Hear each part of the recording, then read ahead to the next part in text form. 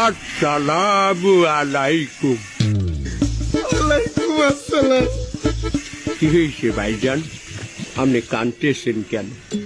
ভাইজান আমার সব শেষ, আমার অনেক বড় লস হয়ে গেছে।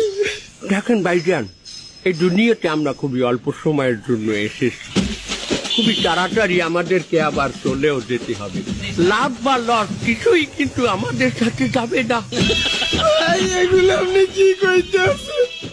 আমার তো দোকানের চানাচুর বিস্কুট চকলেট অনেক কিছুই শেষ হয়ে গেছে। চানাচুর বিস্কুট চকলেটও কিন্তু আপনার কবরে যাবে না, শুধু কর্মফল যাবে। আপনি মারা গেলে এই দোকান আপনার জন্য কাঁদবে না, আপনি মারা গেলে এই চকলেট আপনার জন্য কাঁদবে না। আসেন, দিনের পথে আসেন ভাইজান। আপনি না গেল 15 বছর আমাকে এলাকার কমিশনার আনলেন, আপনার পোলা পানি আই আমার দোকানটা প্রত্যেক মাসে চান্দা লইয়া যাইতে। ওই তো ওই পোলাটা আপনার পিছনে চশমা পরে, ওই পোলাটাই তো আমার দোকানে আইয়া চান্দা লইয়া গেছে আপনার কথা কইয়া। তর্কনা করলো। ভাইজান দেখেন, গত আগস্ট মাসের 5 তারিখে দুপুর 2 ঘটিকায় আমরা মাশাআল্লাহ সবাই হেদায়েত পেয়েছি, কি ঠিক কিনা? এই যে দেখেন, এরা সবাই আমার দলের ছেলেপেলে, আমি তাদের অভিভাবক ছিলাম। এই ছেলেটাই এক সময় হেলমেট পরতে, আজ তার মাথায় টুপি। আলহামদুলিল্লাহ সাহেব।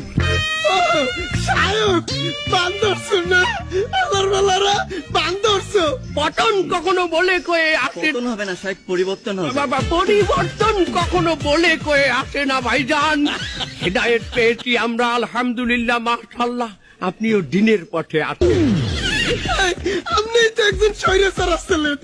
দেখেন ভাইজান, পাস্ট ইজ পাস্ট।